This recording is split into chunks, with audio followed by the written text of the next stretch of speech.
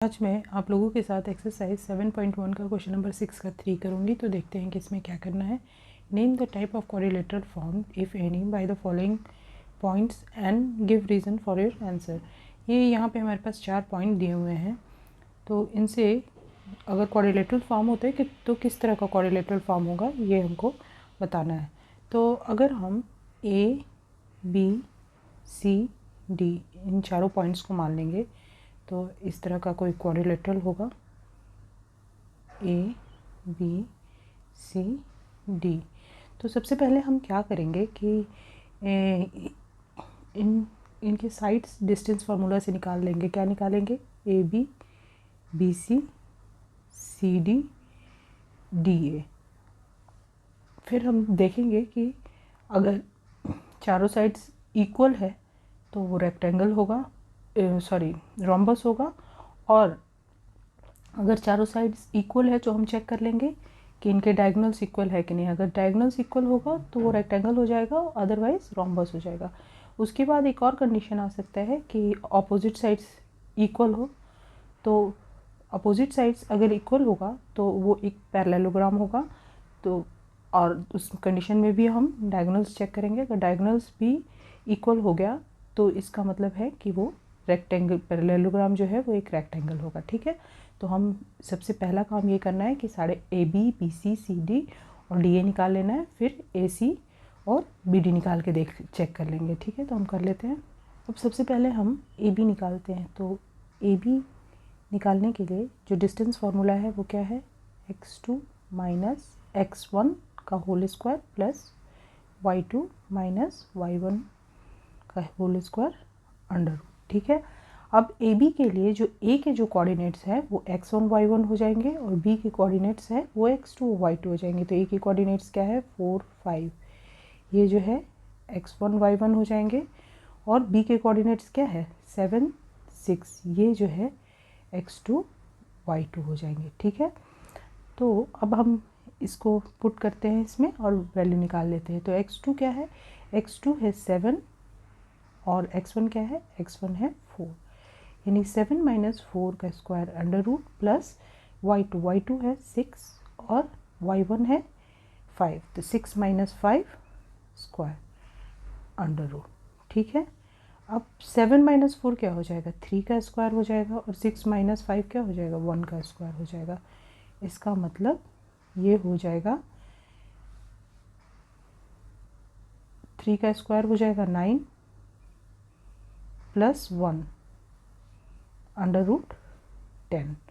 तो A B हमने निकाल लिया। अब नेक्स्ट बी सी निकालते हैं। नेक्स्ट जो है हम साइड बी सी निकालेंगे। तो इसके लिए भी डिस्टेंस फार्मूला सेम है। यहाँ पे बी का जो कोऑर्डिनेट है वो x1 y1 हो जाएगा और सी का कोऑर्डिनेट x2 y2 होगा। तो वैल्यू पुट करना स्टार्ट करते हैं।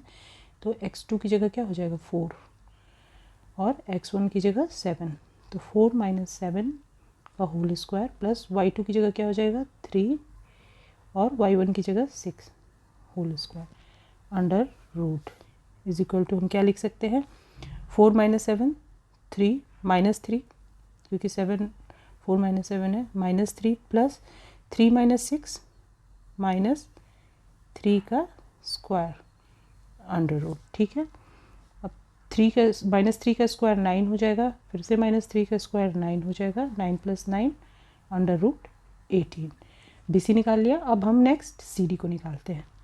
अब हम सी डी का वैल्यू निकालते हैं। तो यहाँ पे सी का सारा कोऑर्डिनेट्स x1 y1 हो गया और डी का x2 y2। तो कर लेते हैं वैल्यू पुट। तो x2 क्या हो गया? 1, y2 x1 क्या हो गया? 4 यानी 1 minus 4 the whole square. y2 क्या हो गया? 2 और y1 क्या हो गया? 3। ठीक है। इज इक्वल टू क्या हो जाएगा? 1 माइनस 4 माइनस 3 का स्क्वायर प्लस 2 माइनस 3 माइनस 1 का स्क्वायर अंडर रूट। ठीक है। माइनस 3 का स्क्वायर 9 माइनस 1 का स्क्वायर 1, यानी कि ये भी हो गया 10। अब यहाँ पे कुछ दिख रहा है? ए बी भी 10 अंडर रूट 10 आया था और सी डी भी अंडर रूट 10 आया था। अब डी ए हम करके देखते हैं। अब यहाँ पे हमको डी ए निकालना है। तो डी ए के लिए जो है डी का कोऑर्डिनेट्स x1 y1 और ए का कोऑर्डिनेट्स x2 y2 हो जाएगा। तो निकालते हैं। तो x2 क्या है 4 है और x1 क्या है 1 है। 4 minus 1 the whole square plus y2 क्या है 5 है और y1 क्या है 2 है द होल स्क्वायर। ठीक है, ये हो जाएगा 3 का 4 माइनस 1 3 का स्क्वायर और 5 माइनस 2 3 का स्क्वायर। ठीक है, यानी कि 9 प्लस 9 अंडर रूट जो कि हो जाएगा 18। तो अब हम देख रहे हैं क्या कि इसको हम ड्रॉ कर लेते हैं। अभी ये हमारे पास एक क्वाड्रिलेटरल है ABCD, तो इसके हम लोगों ने साइड्स को निकाला तो AB का क्या आया था 10 आया था, BC का क्या आया था अंडर रूट 18 आया था, CD का क्या आया था CD का 10 आया था और DA का क्या आया था तो DA का अंडर रूट 18 आया था। तो यहाँ से हम क्लियरली देख रहे हैं कि अपोजिट साइड्स इसके इक्वल है। तो अपोजिट साइड्स इक्वल है तो पैरेललोग्राम भी हो सकता है। अगर हम इसका डायगोनल्स को चेक करें AC एंड BD, अगर वो इक्वल हो जाएंगे तो ये रेक्टेंगल हो जाएगा, अदरवाइज पैरेललोग्राम रहेगा। तो हम AC और BD को अब निकाल कर देखते हैं। ठीक है, तो यहाँ पे हम AC निकालेंगे और BD डायगोनल्स निकालेंगे। तो अब हमको पता है कि डिस्टेंस फार्मूला क्या है और A के सारे कोऑर्डिनेट्स x1 y1 हो जाएंगे और C के सारे कोऑर्डिनेट्स x2 y2। तो हम डायरेक्ट कर लेते हैं। तो ये हो जाएगा x2 4 माइनस x1 क्या हो जाएगा वो भी 4 हो जाएगा, 4 माइनस 4 का स्क्वायर प्लस 3 माइनस 5 का स्क्वायर, यही हो जाएगा। y2 हमारा 3 हो जाएगा और y1 हमारा 5 हो जाएगा। तो इसको निकालेंगे तो क्या आ जाएगा 0 प्लस 3 माइनस 5 माइनस 2 का स्क्वायर। ठीक है, स्क्वायर अंडर रूट, तो ये हो जाएगा -2 यानी कि 4 अंडर रूट 4 जो कि हो जाएगा 2। तो AC हमारा निकल गया। अब हमको क्या करना है BD निकालना है। BD के लिए क्या होगा B के सारे कोऑर्डिनेट्स x1 y1 हो जाएंगे और D के सारे कोऑर्डिनेट्स x2 y2। तो डायरेक्ट हम डिस्टेंस फार्मूला पे डाल लेते हैं।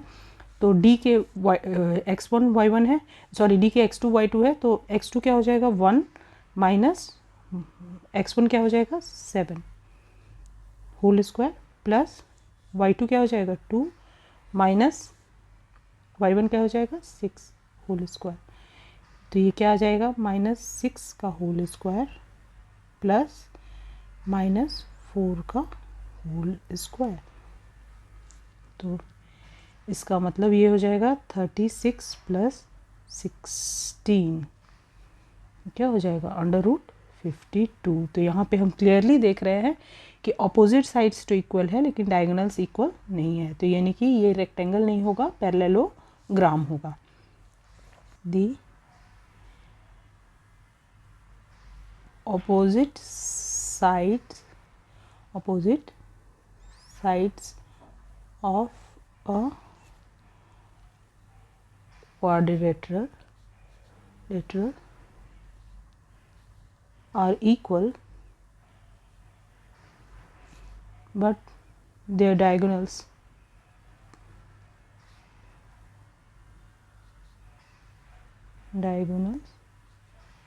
are unequal. Therefore ABCD is a parallelogram। ठीक है,